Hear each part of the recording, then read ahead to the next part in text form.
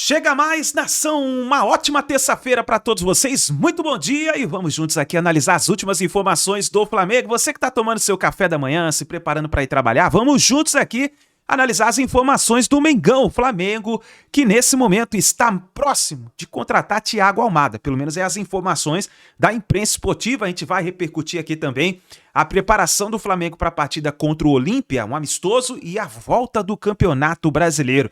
E tem também informação sobre a imprensa portuguesa que, cara, eles debateram sobre o Flamengo, que venceu o Benfica, né?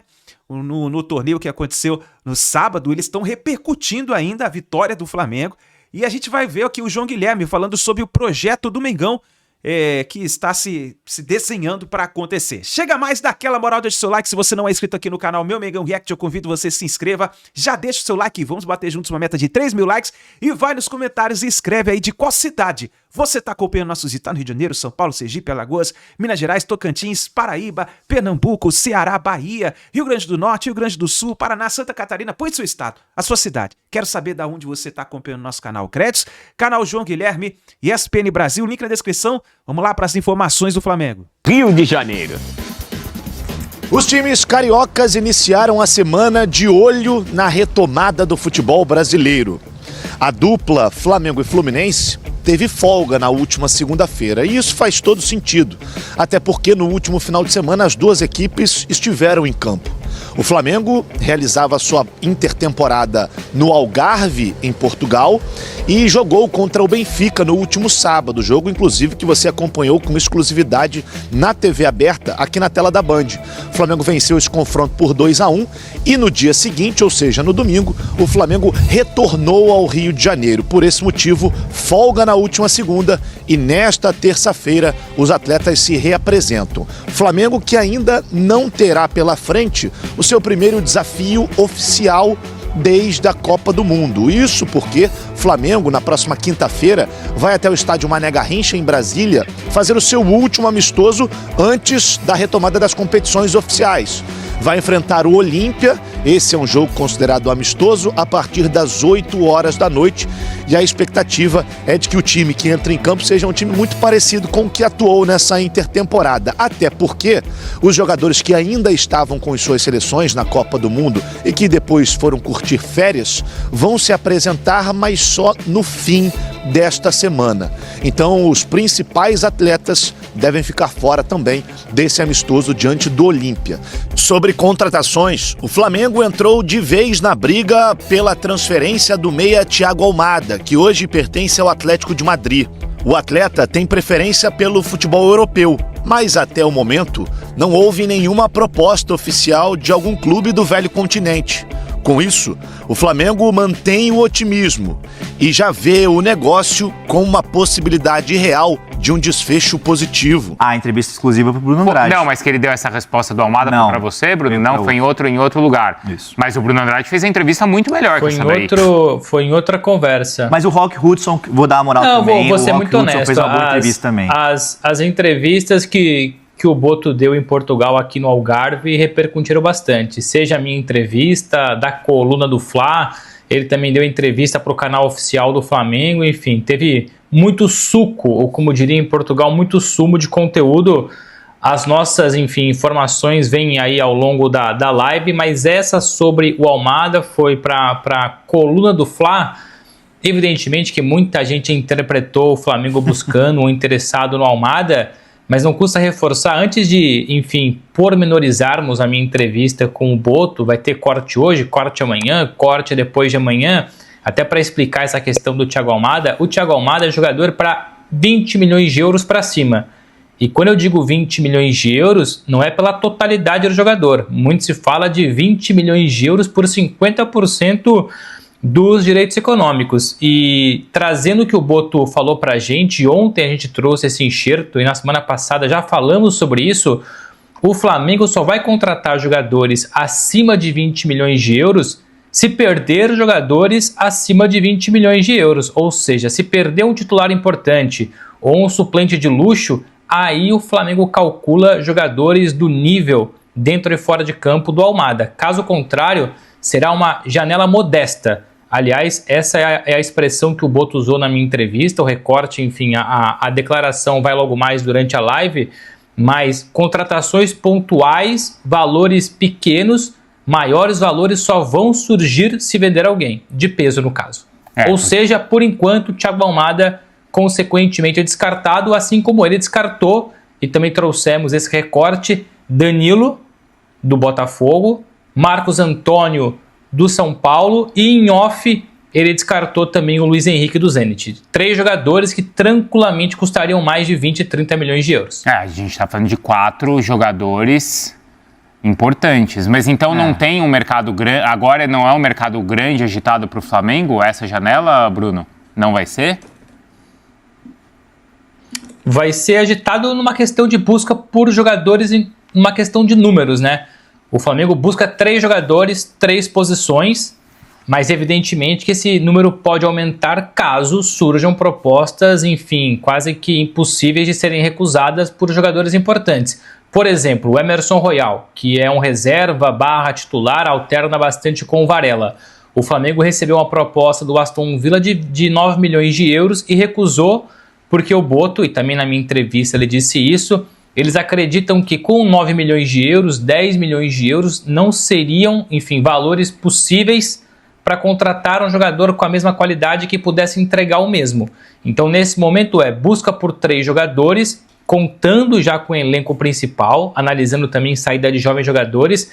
Para além de 3 reforços, só vão surgir reforços se eles perderem jogadores de peso, jogadores importantes. Não, mas acho que não vai perder agora, né, Felipe? Eu vi uma declaração do Cebolinha falando que era fim de ciclo dele no Flamengo. Mas o Cebolinha é jogador importante? Não é, mas é um cara que está evidente que vai sair do Flamengo, entendeu? Tá. O Bruno Andrade também trouxe aqui a questão de jovens que podem ser negociados. Eu até trouxe no Fala Fonte de ontem ou anteontem que o Marcos Leonardo, informação exclusiva do Bruno Andrade, fechou com a Ajax, mas outro nome que foi observado pelo time holandês foi do Pedro, do Flamengo. Ah, foi? Foi do Pedro, o Ajax tinha interesse no Pedro, mas optou por seguir o caminho do Marcos Leonardo. Aliás, o Marcos Leonardo, a informação foi do Bruno Andrade, exclusiva, não foi? Eu vi na semana passada. Não foi? Isso foi anteontem, na verdade. Que dia é hoje? Não, semana passada eu trouxe que o representante dele tinha viajado para poder desbloquear a negociação. Como foi, Bruno? Desculpa. Na semana passada eu trouxe aqui a viagem do representante dele para Riad, para a Arábia Saudita, para desbloquear a negociação, a transferência. Ontem a gente trouxe de forma exclusiva o acordo fechado com a Ajax e reforço aqui os meus valores, tá? 25 milhões de euros. Em outros lugares, em outros veículos de comunicação, e eu respeito a concorrência, surgiram outros valores. A minha informação, e eu continuo abraçado com ela, 25 milhões de euros globais, no caso 22 milhões de euros fixos, mais 3 milhões de euros por objetivos, 5 anos de contrato para o Marcos Leonardo, que também tinha interesse do Porto, da Fiorentina, optou pelo futebol neerlandês ou holandês, cada um que se entenda com a forma certa de falar. Cara, 25 milhões de euros. Mas o Flamengo no começo do ano estava disposto a pagar ali quase 30 milhões de euros pelo Caio Jorge. Ou seja, o Marcos Leonardo sai mais barato para o Ajax. Mas isso não significa que o Flamengo quisesse o Marcos Leonardo. Ou seja, o Flamengo poderia não querer o Marcos Leonardo. Claro, só estou aqui comparando valores. Ou seja, se o Flamengo quisesse, e o Marcos Leonardo também teria que ter esse interesse, mas ele não tinha esse interesse. Aliás, reforço aqui, o Marcos Leonardo queria sair da Arábia Saudita para voltar para a Europa. Ou para Portugal, ou para Espanha, ou para Inglaterra, calhou então de ser os Países Baixos, a Holanda, mas Brasil estava fora de equação para ele. Então, por mais que o Flamengo, se porventura cogitasse pagar 25, 30, o próprio Marcos Leonardo poderia dizer que não. Mas... E você, entre Marcos, se você tivesse uma opção para escolher para o teu time, Marcos Leonardo e Caio Jorge, sei que, como o Bruno Andrade falou, é perfil diferente, mas são camisas 9, né? Quem que você escolher para o seu time? Vitor Roque. Não, tá bom também. Eu acho que os 3 estão no mesmo... Quantos anos tem o Marcos Leonardo? Deixa eu ver aqui. Acho que ele tem 23. Galera, e olha só, a imprensa de Portugal tá repercutindo essa vitória do Flamengo em cima do Benfica. Cara, parece que eles não estão acreditando de que o Flamengo venceu o Benfica, e aí começa aquelas falações dizendo que o Benfica não estava com seu time completo. Mas eu vi, o Flamengo também não estava com o time completo. Tem muitos jogadores que estavam na Copa do Mundo. Mas vamos dar uma olhada, vamos ver o que eles falaram aí sobre a participação do Flamengo lá em Portugal. O Flamengo venceu por 2-1 Benfica. Atribuis ao que exatamente? Alguma infelicidade do Benfica, mas deixa-me dizer-te desde já que isto foi mesmo, só mesmo na pré-época é que isto era possível. Quer dizer, por exemplo, o Emerson Royal não pode nunca acabar o jogo se isto fosse um jogo a sério. Uma rispidez, uma dureza, uma competitividade exacerbada por parte do Flamengo. Não sei se foi por causa do Vini Júnior ou não, disseste muito bem por causa do festejo. A agressividade sobre o Prestiani foi uma coisa também impressionante. No meio disto tudo, viram-se algumas das coisas. O próprio lance com o jovem Umé também houve ali alguma agressividade. Exatamente, o Emerson Royal lesionou o Jeidan Umé, portanto, claramente havia aqui qualquer coisa. Até o Leonardo Jardim, até saltou a tampa ao Leonardo Jardim. Não consigo mesmo entender este nervo todo que o Flamengo colocou neste jogo, mas já me tinha apercebido que o Flamengo queria muito ganhar ao Benfica, já se percebia pelas declarações, já se percebia pelas redes sociais, que havia muita vontade do Flamengo ganhar ao Benfica, não sei porquê. Portanto, mas de qualquer maneira o resultado é enganador, porque mesmo agora a acabar, o Prestiani tem uma oportunidade incrível, a bola bate no poste e é devolvida para trás. Portanto, mesmo com 2 golos mal sofridos pelo Benfica, com António Silva a ficar exposto em ambos os golos, neste segundo golo o Alassian passa-lhe pelas costas e vem rematar à frente. Não é possível um grande central de seleção e capitão do Benfica ser comido desta maneira, sobretudo no segundo golo, mas no primeiro o Lenglet também, aquilo que se dizia, o Lenglet com muito espaço nas costas também é um bocadinho para recuperar a gasóleo. Mas independentemente disso, o Benfica com o penalti e com aquele lance de Prestiani podia ter empatado o jogo, mas isto não é o resultado que conta, a pré-temporada, é um treino. Sobretudo vamos agarrar-nos àquilo que vimos diferente. Sudakov a tentar fazer o que fazia no Shakhtar, claramente, a tentar vir pedir a bola, a tentar distribuir jogo, mas ainda a ter que se adaptar a essa função, também porque a dada altura tornou-se bastante, alguns movimentos tornaram-se bastante previsíveis e depois o Flamengo, com a agressividade que estava a utilizar, a rispidez que estava a utilizar, também bloqueava alguns movimentos do Sudakov. Mas o Benfica conseguiu algumas combinações, alguns detalhes que se viram. Eu individualmente iria para o Kaminski na segunda parte, gostei muito dos detalhes do Kaminski, dentro daquilo que já conhecíamos do jogador, pode ser de facto um bom reforço para o Benfica. Quanto ao modelo inicial do Marco Silva, claramente, André, era isso que fomos falando à tarde, íamos ver hoje até que ponto já estava amadurecido, já estava a desenvolver-se. Está mesmo numa fase muito prematura ainda, há mesmo muito trabalho para fazer, até vermos um Benfica verdadeiramente competitivo para o campeonato. Contra o St. Gallen é outra história, porque o St. Gallen provavelmente até é inferior a este Flamengo, portanto o Benfica mesmo nesta versão parece-me que está a evoluir com condições para passar a eliminatória, mas claramente ainda um processo ainda embrionário por parte de Marco Silva, ainda muito trabalho para fazer. Mas Pedro, teremos também tempo de fazer uma análise mais detalhada, portanto peço-te o exercício que é um destaque positivo e um destaque negativo neste jogo em relação ao Benfica. Individual. O destaque negativo é claramente António Silva, que tem corresponsabilidade no primeiro gol e tem responsabilidade total no segundo. Em termos individuais, o jogador do Benfica que na minha perspectiva esteve melhor foi Prestiani. E agora uma mini análise mais global. O Benfica já mostra alguma coisa de Marco Silva? Não, mostra muito pouco. Há um 4-2-3-1, que era aquilo que nós estávamos a falar no programa que tivemos antes do jogo, e vai ser essa matriz, é a matriz de Marco Silva e é aquela que ele vai implementar no Benfica, mas aqui com várias curiosidades, que não são propriamente surpresas. Sudakov é o 10, quem vai pegar na batuta é ele, e mesmo os jogadores que estão para chegar, não me parece que haja ninguém dos que sabem que vá colocar em causa a titularidade de Sudakov, assim o ucraniano obviamente tenha bons desempenhos. Depois, outra curiosidade, Rafa jogou do lado direito, exatamente porque o Benfica não tem neste momento ninguém para lá jogar, era aquilo que nós falámos no princípio. É um 4-2-3-1 com Rafa do lado direito, mas eu acho que é porque por falta de colocação do jogador na sua posição de raiz, que é Sudakov. Quero destacar que Bruno Lage esteve semanas e semanas a dizer que Leandro Barreiro não era um 6 nem um 8. Mourinho, a certa altura também, e até o colocou atrás de Pavlidis. Marco Silva coloca o jogador na posição que é um 6. O Benfica joga com 2 pivôs no meio campo. Foi ele e Barrenetxeira. Obviamente, depois quando chegarem Rios e Ausnes, as coisas podem não ser assim, com a forte possibilidade de Barreiro ter de sair da equipa. Notou-se isso sim, uma diferença de andamento entre o Flamengo e o Benfica. O Benfica começou a trabalhar há pouco mais de 2 semanas. Aquilo que nós vimos não foi negativo, não há sinal de alarme, até depois estão muitos jogadores para chegar e a pré-temporada vai continuar. Agora chama a atenção para estas imagens. Assim que o jogo termina, Marco Silva vai ali falar com o assistente. Tem ali uma pequena troca de palavras. Vítor, já tínhamos dito, foi um jogo tipicamente emotivo, com os ânimos à flor da pele. Sul-americano.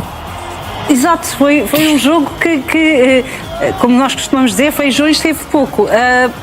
Consegues perceber também aqui, embora, como percebemos nas imagens, terminaram a abraçar-se, portanto não foi nada de muito, não estava muito exaltado, mas houve reparos de Marco Silva, entendes? Sim, entendo porque Fábio Veríssimo a dada altura tentou conduzir o jogo. Aliás, a primeira ironia começa por aí, porque na época passada tivemos um comunicado do Benfica, antes do primeiro jogo oficial da época, a arrebentar com o seu Fábio Veríssimo, e logo hoje, para nossa surpresa, logo no primeiro jogo oficial, no primeiro jogo à porta aberta, aí está Fábio Veríssimo a apitar este jogo do Benfica.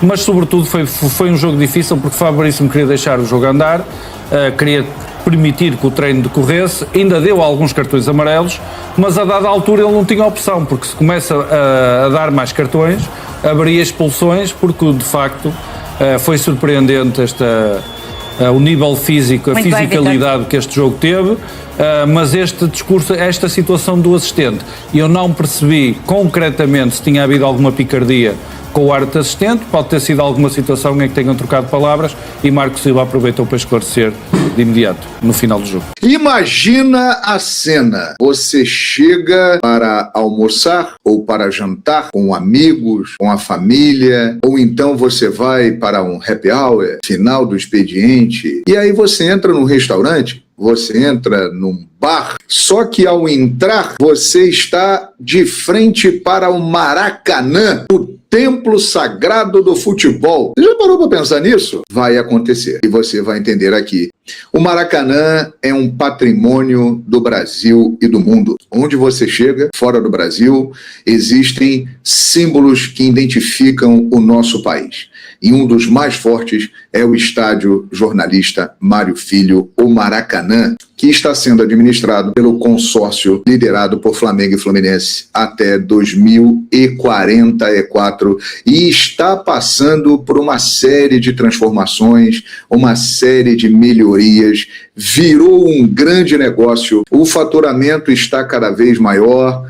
E não para por aqui não. Na live da Flamengo TV, que mostrou a última reunião do Conselho Deliberativo, com resultados sendo apresentados, um dos participantes foi o Fred Nantes, ele que trabalhou muito tempo na Conmebol e que recentemente assumiu o cargo de CEO do Maracanã. Ele comanda o Maraca e apresentou várias possibilidades de negócio. Eu peço para que você preste atenção nisso daqui que o Fred Nantes vai falar a partir de agora. Se liga aí, hein? Passamos então para o restaurante, para os restaurantes que a gente vai ter no quinto andar do leste. A gente está revitalizando uma área que estava completamente esquecida no estádio, que é o quinto andar do leste, e a gente vai ter então 2 restaurantes já ainda esse ano de 2026, um restaurante que é o Sport Bar, que a gente tem a capacidade de aproximadamente 500 pessoas, e o outro restaurante que é um restaurante de carnes, que é para aproximadamente 280 pessoas. Eu quero mostrar aí algumas imagens. Essa é a imagem do Sport Bar, que é algo mais transado, mais tecnológico, com televisões na parede, podemos passar. Que interessante.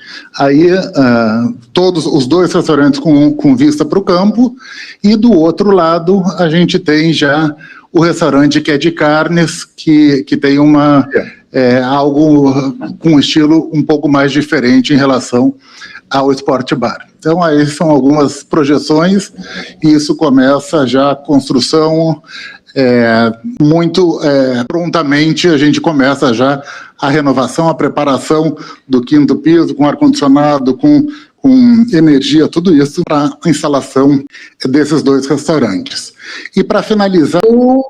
Bem, olha aí, olha, gente, isso em 2027 vai virar uma realidade. É um projeto impressionante, hein? Porque é uma área que está abandonada no Maracanã, né? Lá o último andar, no setor leste, que ninguém vai lá, e o Flamengo com o Fluminense, o consórcio, transformando aquilo ali em um potencial de negócio impressionante. Investimentos aí na casa de 20 milhões de reais, parcerias sendo feitas, e isso vai gerar um retorno excepcional. Não é novidade. Eu, por exemplo, me lembro de uma experiência que eu tive exatamente igual isso aí que se projeta para o Maracanã. Eu fui ao estádio Santiago Bernabéu do Real Madrid e acompanhei um jogo exatamente num restaurante como esse. Existem vários desse tipo espalhados pelo mundo, inclusive aqui mesmo dentro do Brasil. E o Maracanã dá esse passo para a modernidade, para a atualização. E é uma das medidas que irão trazer um fluxo maior de gente para o estádio,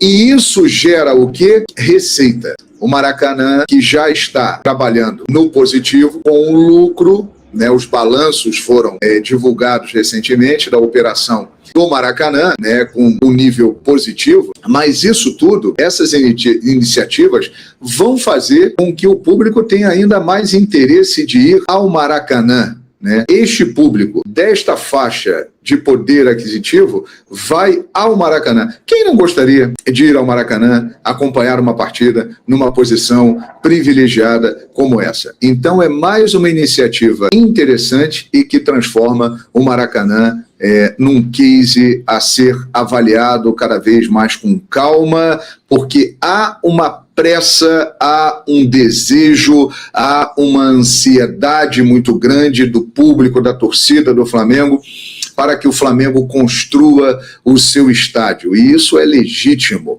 E com o passar do tempo, isso irá acontecer. Mas não dá para ignorar que o Maracanã está sendo transformado e adaptado e virou um grande caso de sucesso e que está gerando uma receita espetacular. O Match Day, o dia do jogo, já se transformou em uma das principais receitas do Clube de Regatas do Flamengo. Diz aí pra mim, você tem vontade de um dia aparecer nesse restaurante aí? E aí é o seguinte, não é só no dia do jogo, isso fica aberto permanentemente, dá um fluxo de movimento ao Maracanã. Pode acontecer ali uma festa durante todos os dias, um happy hour, almoço, jantar, eventos especiais, nesses 2 espaços que foram apresentados aqui e que a partir de 2027, com certeza, estarão à disposição no Maracanã. Curtiu? Deu like? Eu acho isso tudo muito interessante. Quero saber a sua opinião. E tenha em mente o seguinte, isso tudo gera dinheiro, que gera o Flamengo mais forte, o Flamengo mais bilionário, com mais fluxo de caixa, sendo bem administrado, que vai gerar aqui aquilo que você tanto quer. Contratações e times fortes para levantar a taça. Quero saber a sua opinião. Deixe seu like, se inscreva no canal. É isso aí, nação. Tá aí as últimas informações do Flamengo na manhã desta terça-feira. O Flamengo, então, tentando aí se mobilizar, né, com o Maracanã. Vamos ficar de olho aí pra ver nesses restaurantes que vai acontecer. Mas, cara, a informação que tá agitando o Flamengo nessa semana é a possível contratação do Thiago Almada. Tá jogando lá na seleção da Argentina, ainda na Copa do Mundo. Mas essa contratação aí, cara, se acontece mesmo, se fecha mesmo, com muitos veículos de comunicação já avisaram de que ele está apalavrado com o Flamengo, tem um acordo verbal com o Flamengo. Se acontece mesmo, é uma baita de uma contratação. E eu digo pra você, Quem sai para a entrada de Thiago Almada? Ele chega para ser titular no Flamengo? Dá a sua opinião aí, escreve nos comentários. Quero ver. Escreve aí nos comentários. Ele chega para ser titular ou não? Ele vai ser banco, vai começar ali? Quem sai para a entrada do Thiago Almada? Deixe a sua opinião nos comentários, participe com a gente. Olha, nação, muito obrigado por você estarem aqui até o final do vídeo. Eu peço a você dar aquela moral, deixando o seu like, compartilhe o vídeo e também se inscreva no canal. É muito importante a sua participação, a sua contribuição. A gente está lutando para chegar aos 400 mil inscritos aqui no canal. Dá aquela moral pra gente, compartilhando o vídeo. E se você não é inscrito aqui no canal, se inscreva e deixe o seu like, tá bom? Grande abraço, uma ótima terça-feira para todos vocês e a gente se vê daqui a pouquinho no próximo vídeo.